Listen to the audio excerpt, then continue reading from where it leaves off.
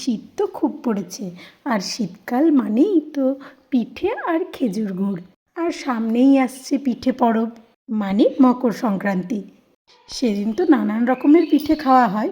মা কালকে বানিয়েছিল এই বছর শীতের প্রথম পিঠে। প্রথমেই আগের দিন মা 500-র মতো সেদ্ধ চাল আর 250 আতপ চাল ও বিরির ডাল ভিজিয়ে রেখেছিল। তারপর পরের দিন সকালে সেটাকে পেস্ট করেছে। মধ্যে কিছুটা আদা বাটা, ধনে পাতা, স্বাদ মতো নুন দিয়ে গরম জল দিয়ে ভালো করে গুলেছিল। তারপর এইভাবে পিঠেগুলো বানিয়ে নিচ্ছিল।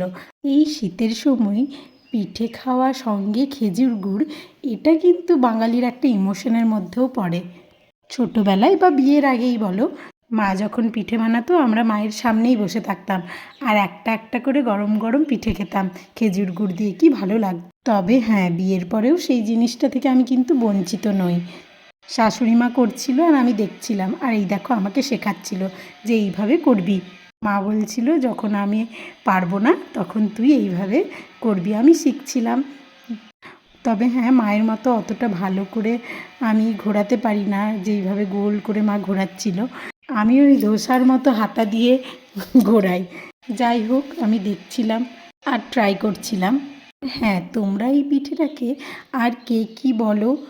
আমরা তাওয়া পিঠে বলে থাকি, অনেকে সরু চুকলি বা ছিলকা পিঠে এরকম বলে থাকে। যে সত্যি খেতে কিন্তু দারুণ লাগছিল খেজুর গুড় দিয়ে।